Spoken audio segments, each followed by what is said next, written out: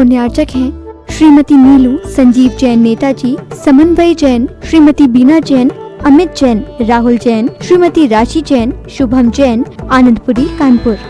माताजी श्रीमती सरोज जैन, श्री नीरज जी जैन, शिखा जैन, श्री दीपक जी, आंचल जैन, आकर्ष जैन, ऋत्वी जैन, यशवी जैन, नेहल जैन और आरना जैन एवं समस्त सुख सरोज परिवार। सुख सरोज ज्वेलर्स प्राइवेट लिमिटेड, बगीची नंबर 3/6, गुरुद्वारा वाला साहिब रोड, आश्रम, नई दिल्ली।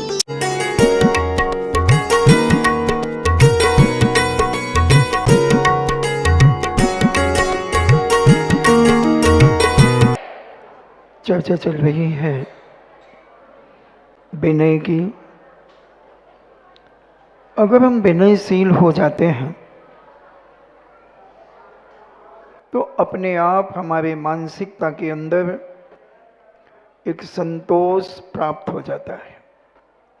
हमारे पूज्य आचार्य महाराज ने मूक माटी में लिखा, संत समागम की यही तो सार्थकता है कि भले वह संत ना बने मगर संतोषी अवश्य हो जाता है।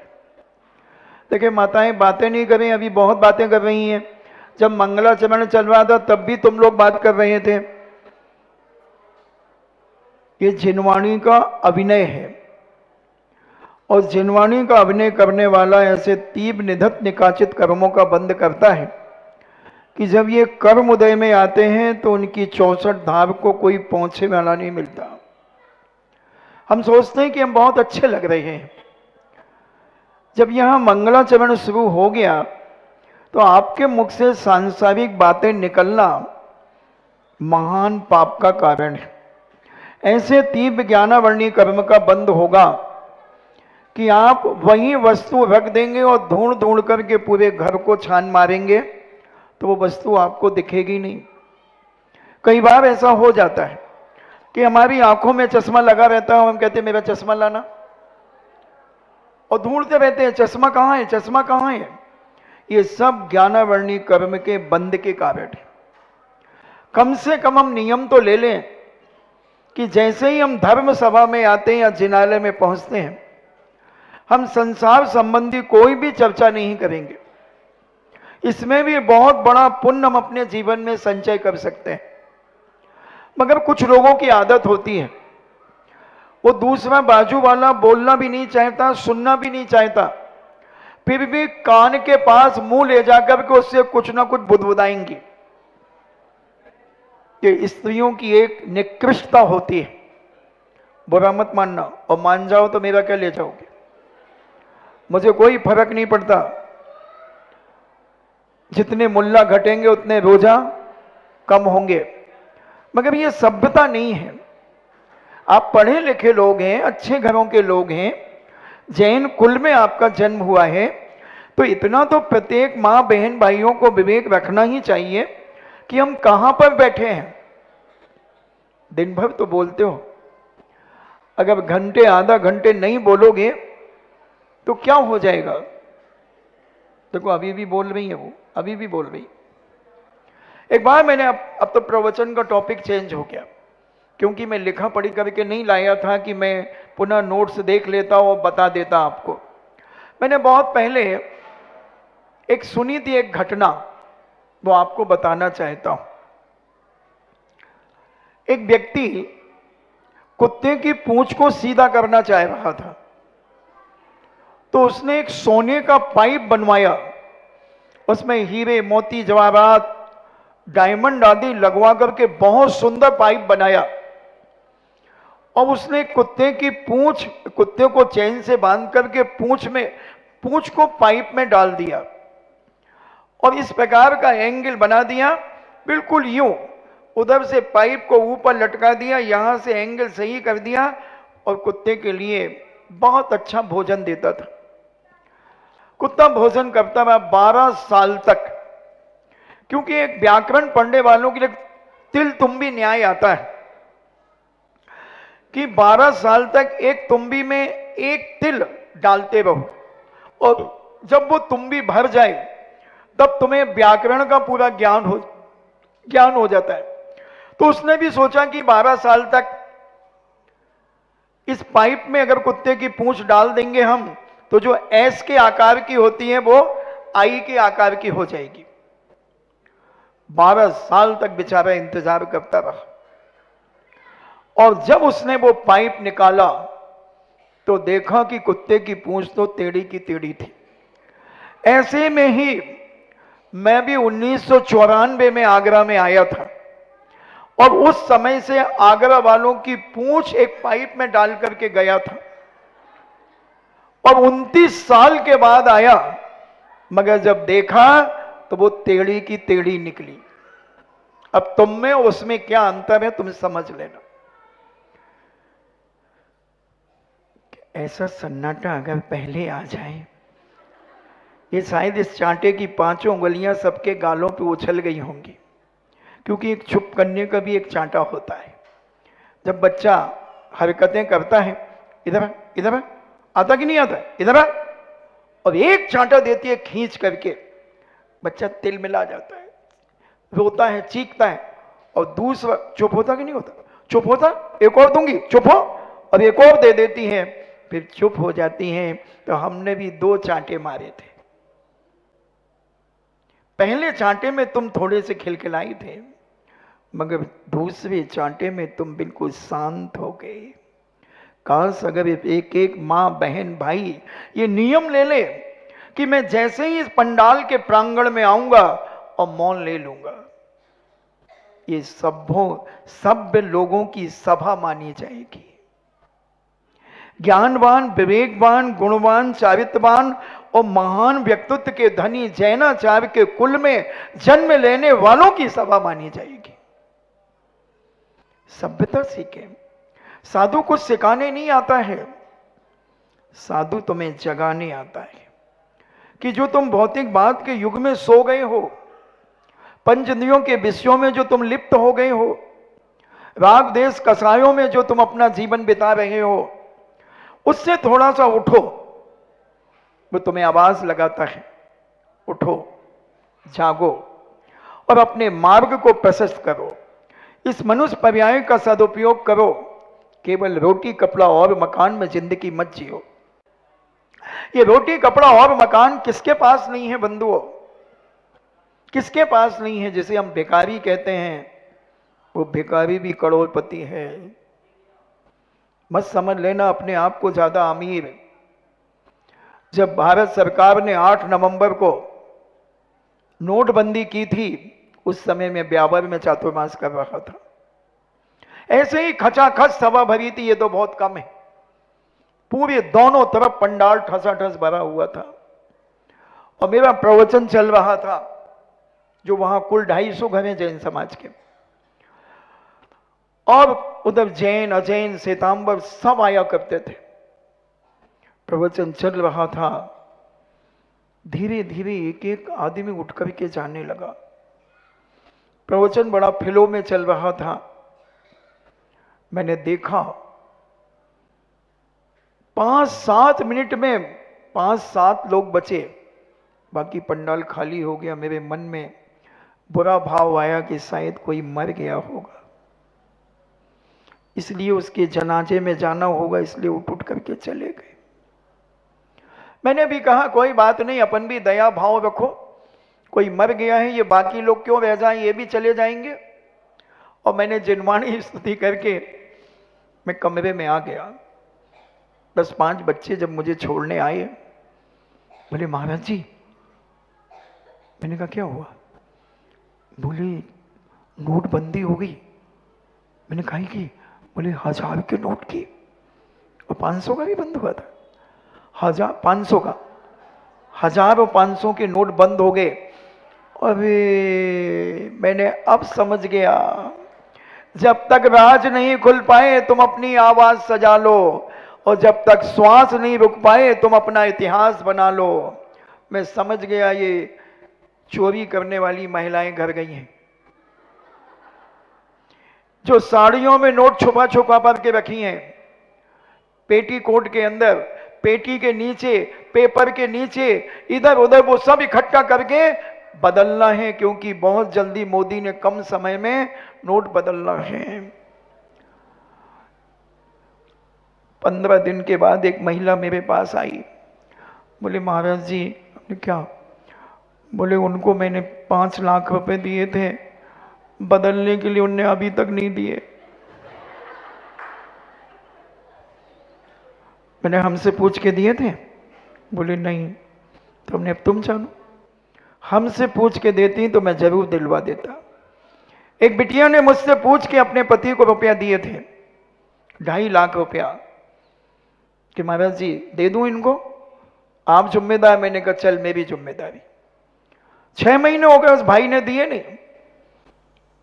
वो आया दर्शन करने, उसने इशारा कर दिया, महाराज जी बचपन से भक्त थी, जब वो 10वीं पढ़ती थी जब से मेरी भक्त थी। मैंने क्यों मिस्टर 2.5 लाख कहाँ है इसके? बोले महाराज जी 10 लाख रुपए आना है, वो इसको ही दे दूंगा मैं। मैंने कहा देख 7.5 का फायदा, फायदा बहुत बड़ा फायदा होता है साधु की संगति से। कमंडल वालों की बात अगर मंडल वाले मानते गए तो मंडल दिन दूना रात चौगुना ख्याति प्राप्त करता चला जाएगा। तो मैं पैसे की बात कर रहा था कि तुम ये मत सोचना कि मेरे पास बहुत पैसा है। दुनिया में कोई गरीब नहीं है। जब उस समय नोटबंदी की बात आई, 30वें दिन मैंने पेपर में पढ़ा 10 नवंबर को, एक भिखारी के पास 1,82,42,310 रुपए निकले।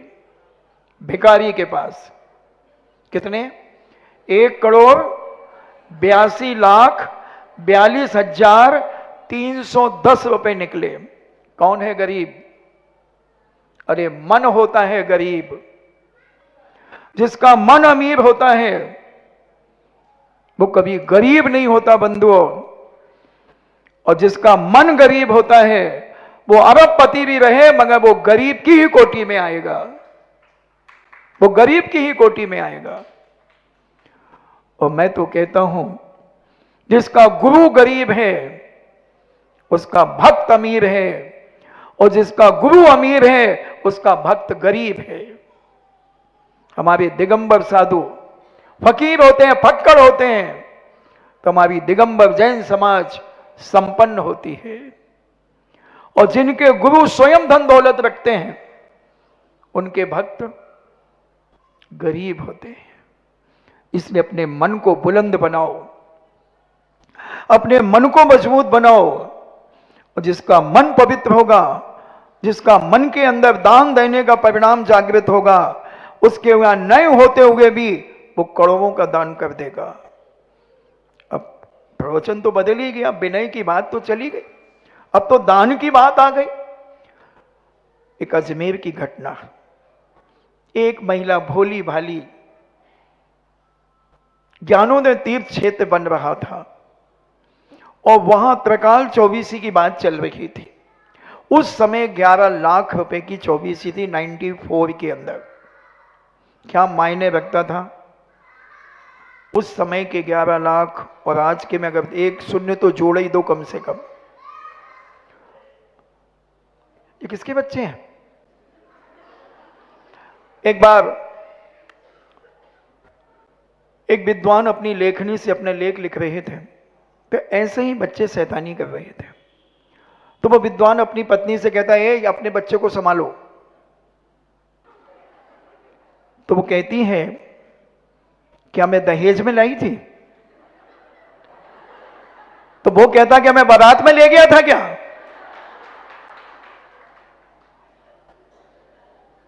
तो अब आप समझ लो, ना वो दहेज में लाई थी, ना वो बारात में ले गया था, ना दोनों का सांठगांठ से वो बच्चा पैदा हुआ है, एक का नहीं है। देखो बच्चे चले गए ना अपने अपने के पास। तो ये तो बात चल रही थी, उस महिला की भोली ने मंदिर बोल दिया और वो 11,000 रुपए का मंदिर समझी। उसका बड़ा बेटा कहीं बाहर गया था, 3 बेटे थे, एक बेटे की शादी हो गई थी, 2 बेटे कुंवारे थे। बड़ा बेटा एक छोटी सी दुकान थी, ये नट बोल्ट वगैरह की छोटी सी दुकान थी। 2 दिन बाद बेटा आया तो दुकानों के पास पट्टियों में लड़के बैठे रहते हैं।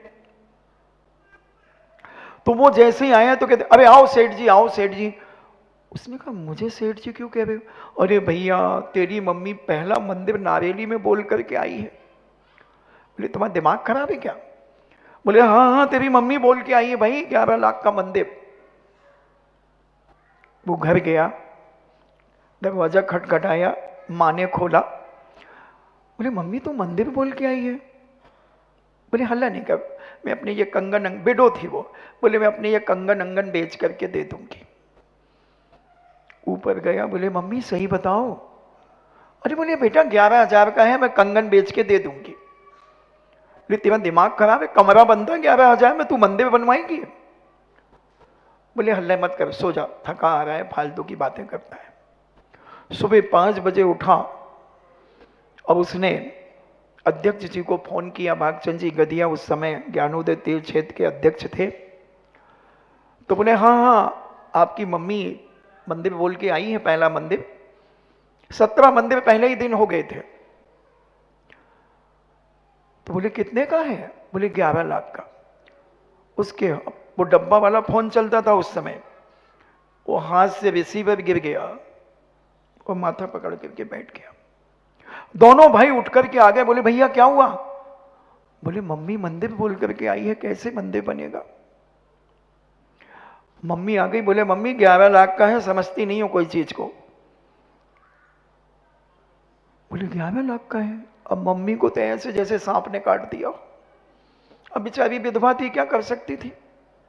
उसको दोनों अपने कंगनों पर बहुत बड़ा गर्व था कि कंगन है बेच दूंगी, एक आध दो चैन एन होंगी, कैसे करके 11,000 कर दूंगी। मगर मंदिर तो 11 लाख का था। सदमे में आ गई। 8 बजे नारेली क्षेत्र पर आए। मुनीश्री तो राउंड पर थे, कमरे में हमारे पास आई। बेचारी वो तो बिल्कुल सीधी सादी, उसकी सारी चहल पहल उसके दिमाग की खत्म हो गई थी। बेटे ने आकर के कहा महाराज जी हमारा मम्मी मंदिर बोले आई। मैंने कहा हाँ बोला है। तो बोले महाराज जी हमारी हैसियत नहीं है। अरे कोई बात नहीं, कैंसिल कर दो, हमने 17 मंदिर हो गए, एक कैंसिल हो जाएगा, कोई बड़ी बात नहीं, 8 मंदिर फिर आ जाएंगे, अगले संडे को 8 आ जाएंगे। तो बोले नहीं महाराज जी मंदिर तो बनाना है। मम्मी को कहीं ये सदमा ना लग जाए कि आज मेरा पति नहीं है और मेरे बेटे मुझे मेरी भावनाओं को पूरा नहीं कर रहे हैं। उनकी बहू ने भी कहा कि महाराज जी मंदिर बनाना, मगर उस समय 3 साल की मोहलत दी गई थी। तो बोले महाराज जी 10 साल की सीमा करा दो। और वो 2 भाई कहते हैं हम तो मजदूरी कर लेंगे, कैसे भी करेंगे, मगर अपनी मां की भावनाओं को पूरा करेंगे और मंदिर बनाएंगे। तीनों के अंदर जोश था, मगर थोड़ा सा होश था कि 10 साल का समय मिल जाए। 10 साल का आधा पौन घंटे मैंने उन्हें समझाया। हमने कहा भैया जबरदस्ती नहीं है, दान में कभी जबरदस्ती नहीं की जाती। बोले नहीं महाराज जी जबरदस्ती नहीं, बिल्कुल, आप तो समय सीमा बढ़वा दो हमारी बस। मैंने कहा देखो आपको बढ़ाएंगे तो दूसरे मंदिर वाले भी कहेंगे, क्योंकि हर व्यक्ति मौके का फायदा उठाना चाहता है। तो हमने कहा मामला बिगड़ जाएगा। फिर भी हमने कहा चलो महाराज जी आते हैं अभी। महाराज कमेटी के साथ थे, कमेटी आई, हम भी चले गए साथ में। मैंने कहा महाराज जी ऐसी ऐसी प्रॉब्लम इनकी है। मैंने कोई बात नहीं बेटा, भावुकता में अगर तुम्हारी माँ ने बोल दिया है उसको कैंसिल कर दो, डरो मत, हो जाएंगे, कोई बड़ी बात नहीं है, हो जाए। महाराज को बहुत कॉन्फिडेंस रहता है अपने आप में, और बोले कि चिंता मत करो हो जाएगा। मगर वो कहता कि नहीं महाराज जी आप तो 10 साल की सीमा दिला दो मुझे। तो भागचंद जी गद्य कहते नहीं भैया नहीं, 1 आध साल बढ़ सकता, बाकी 10 साल नहीं हो सकते।